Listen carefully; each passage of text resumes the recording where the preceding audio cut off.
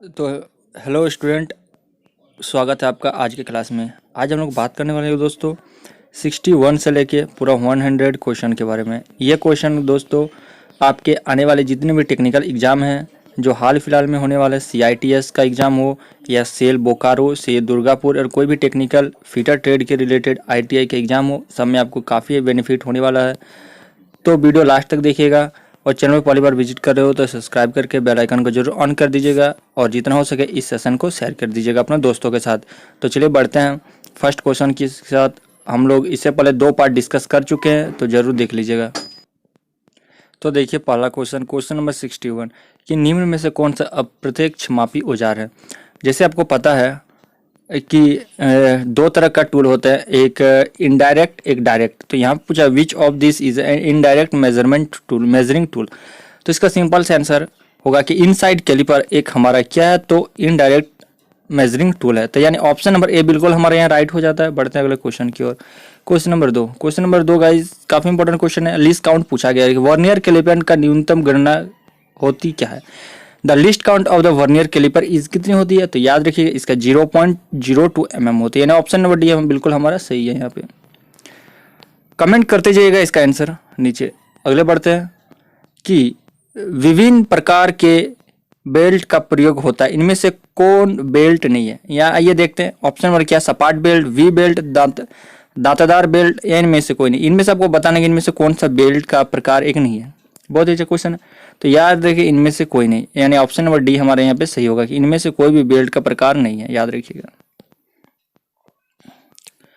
Question number 64 क्या है कि देखिए यदि ड्राइवन शाफ्ट को धीरे धीरे गति में लाना है तो प्रयुक्त ड्राइव क्या होगा। बहुत अच्छा क्वेश्चन पूछा है। तो इसका आंसर क्या होगा, इसका आंसर होगा क्लच।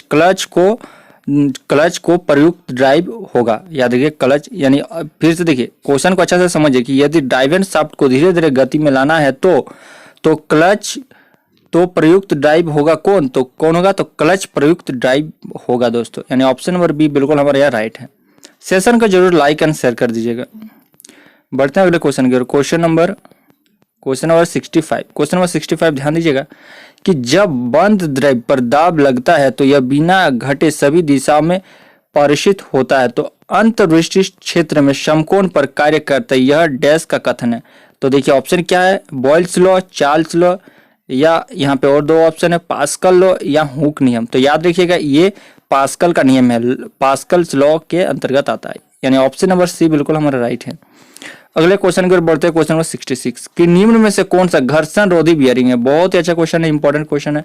तो याद रखिएगा इसका आंसर क्या होगा। तो ये ऑप्शन देख लेते हैं कि ball bearing, rolling bearing, needle bearing या ये सभी। तो याद रखिएगा ये सभी घर्षण रोधी बियरिंग है, यानी all of this. Option number D is the right answer. Question number 67 क्या कर रहा है कि वह जिग जिसका कोई आधार नहीं है लेकिन ड्रिल करने के लिए इसे जॉब पर सेट करते हैं उसको हम लोग क्या कहते हैं। बहुत ही अच्छा क्वेश्चन यहाँ पे पूछा गया है। तो इसका आंसर होगा हम लोग उसको चैनल जिग कहते हैं। यानी ऑप्शन नंबर सी हमारा बिल्कुल राइट है कि उसको हम लोग चैनल जिग कहते हैं। अगले क्वेश्चन की ओर बढ़ते हैं। क्वेश्चन नंबर 68 कि डबल पीई यानी पीपीई से हमारा क्या अभिप्राय है। बहुत ही अच्छा क्वेश्चन यहाँ पे पूछा गया। तो याद रखिएगा इसका आंसर होगा पर्सनल प्रोटेक्टिव इक्विपमेंट। यानी option number C is the right answer. अगले क्वेश्चन की ओर बढ़ते हैं। Question number 69। क्वेश्चन नंबर 69 क्या कर रहा है कि जिस बॉक्स में सामान्य दवा, रुई, पट्टी आदि होते हैं उसे हम लोग क्या कहते हैं। तो सभी को पता है कि उसको हम लोग as a first aid box कहते हैं, यानी प्राथमिक चिकित्सा बॉक्स। यानी option number C is the right answer. Question number 70 क्या कर रहा है कि निम्नलिखित में कौन सा एक मृद कौशल है। बहुत ही अच्छा ऑप्शन है कि मृद कौशल कौन है।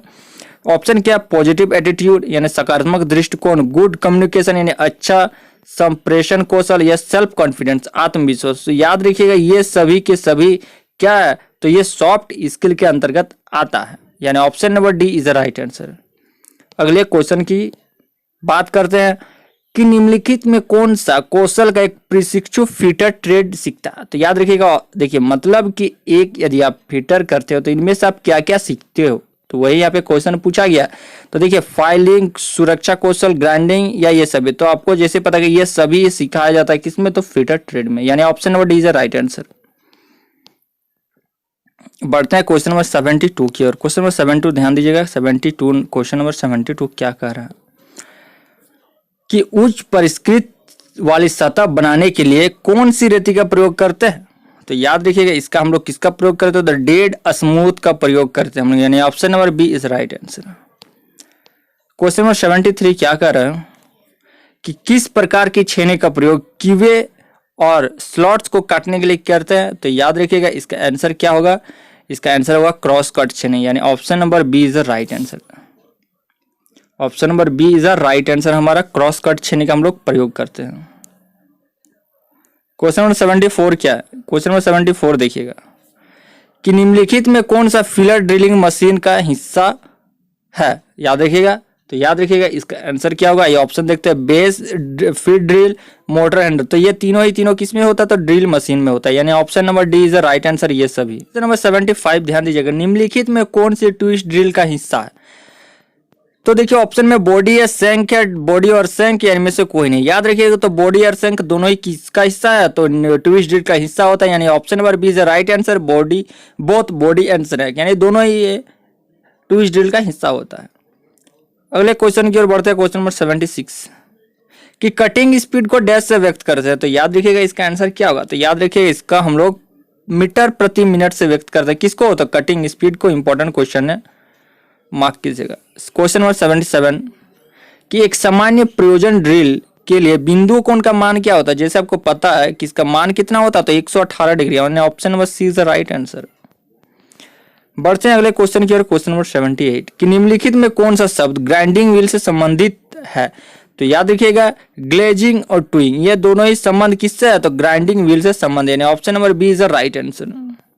अगले क्वेश्चन की ओर बढ़ते हैं। ये इसका आंसर आपको नीचे बताना है दोस्तों। चित्र में किस प्रकार के ग्राइंडिंग को दर्शाया गया है? तो जैसे ये आपको पता है, आइए ऑप्शन से आपको बताते हैं।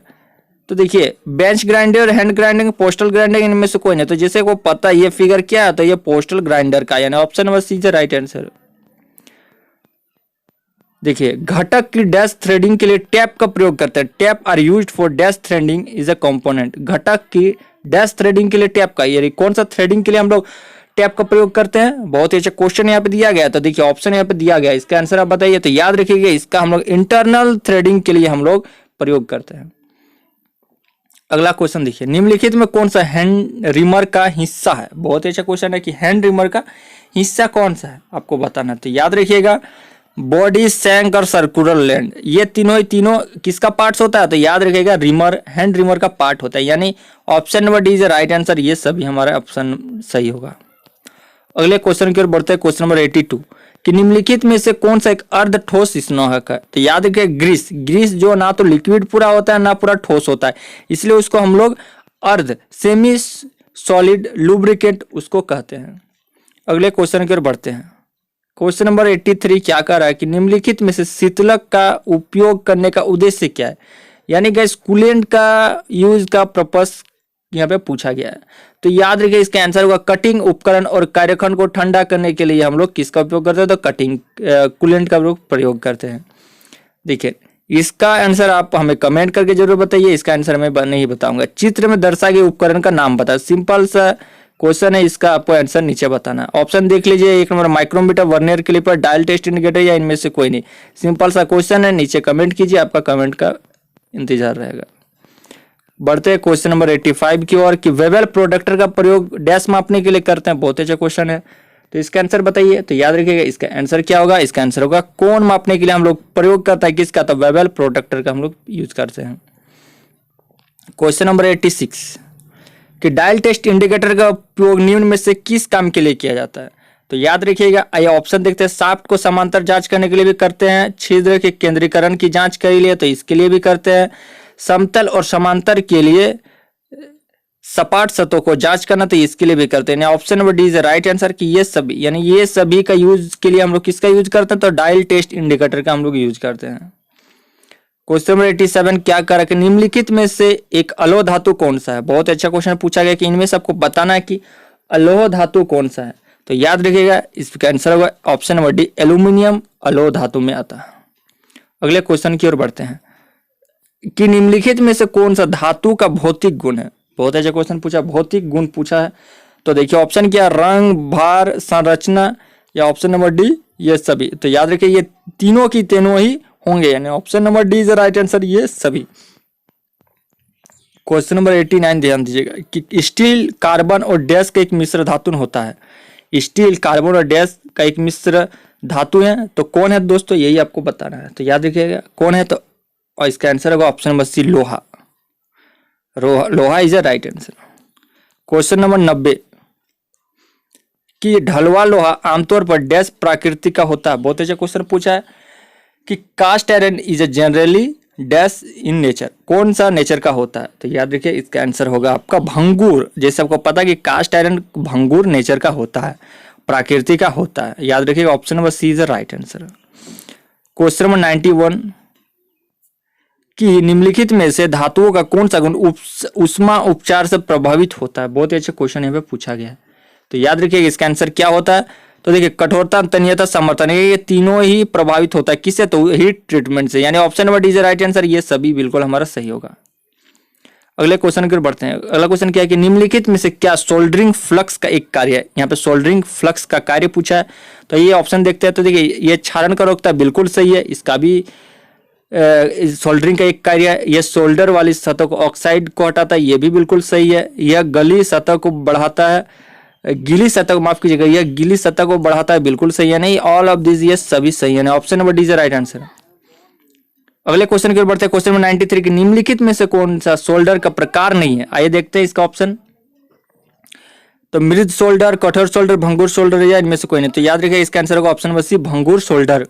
क्वेश्चन नंबर 95 कि निम्नलिखित में से कौन सी प्रेस संक्रियाएं लेथ मशीन पर की जा सकती है। Drilling, knurling, taper turning. तो याद रखिए ये सभी की सभी क्रियाएं कहाँ की जाती है, लेथ मशीन में, यानी ऑप्शन नंबर डी बिल्कुल सही होगा। 94 का इसका आंसर हो जाएगा option number D.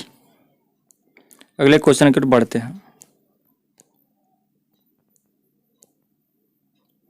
Question number 96 देखिए काफी इंपॉर्टेंट क्वेश्चन है आपके लिए, फिगर वाले क्वेश्चन आ चुके हैं कि दिए गए टूल को पहचाने। ये इस टूल का आपको नाम बताना है, सिंपल सा। तो याद रखिए इसका, देखिए ऑप्शन क्या है कि टिप क्लीनर, वेल्डिंग स्किनर या इलेक्ट्रोड होल्ड या इनमें से कोई नहीं। तो याद रखिए ये क्या हमारा, तो इलेक्ट्रोड होल्डर है, इलेक्ट्रोड होल्डर है। क्वेश्चन नंबर 97 ध्यान दीजिएगा कि निम्नलिखित में से कौन सी गैस स्वयं नहीं जलती लेकिन दहन में सहायक है। आइए ऑप्शन देखते हैं। पहला ऑप्शन क्या दिया कि ऑक्सीजन, बहुत ही अच्छा ऑप्शन है ऑक्सीजन। अगला ऑप्शन है क्या है, नाइट्रोजन, ऑर्गन या इनमें से कोई नहीं। तो याद रखिएगा इसका आंसर होगा आपका ऑक्सीजन, ऑप्शन नंबर ए बिल्कुल हमारा सही है। बढ़ते हैं क्वेश्चन नंबर 98 के लिए, काफी इंपॉर्टेंट है। नीचे चित्र में दर्शाए गए मशीन को पहचाने, इसका भी आंसर आपको नीचे कमेंट में देना। आइए ऑप्शन आपको बता देते हैं। Milling machine, drilling machine, shaper machine या सीएनसी मशीन, ये इसका आपको बताना है कि इसका आंसर क्या होगा। नीचे जरूर कमेंट करके हमें बताइए। क्वेश्चन नंबर 99 कि डैश आकार की अधिकतम सीमा और आकार की न्यूनतम सीमा के बीच का अंतर को हम लोग क्या कहते हैं। बहुत ही अच्छा क्वेश्चन है। तो याद रखिए इसको हम लोग क्या कहते हैं, तो उसको हम लोग टॉलरेंस कहा जाता है, यानी option number is the right answer. बढ़ते हैं हमारे लास्ट क्वेश्चन की ओर। लास्ट क्वेश्चन क्या है कि निम्नलिखित में से कौन रिवेट का एक प्रकार है। बहुत ही अच्छा क्वेश्चन है। तो देखिए स्ट्रेप हेड रिवेट, ये भी एक रिवेट का प्रकार है। पेन हेड रिवेट, ये भी एक रिवेट का प्रकार है। कॉनिकल हेड रिवेट, ये भी एक रिवेट का प्रकार है, यानी ये ऑप्शन नंबर डी ये सभी। आई होप आज का सेशन आपको काफी बढ़िया लगा। अच्छा लगा तो प्लीज लाइक कीजिए, शेयर कीजिए, चैनल को जरूर सब्सक्राइब कीजिए। मिलते हैं इसके नेक्स्ट पार्ट के साथ, तब तक जय हिंद दोस्तों।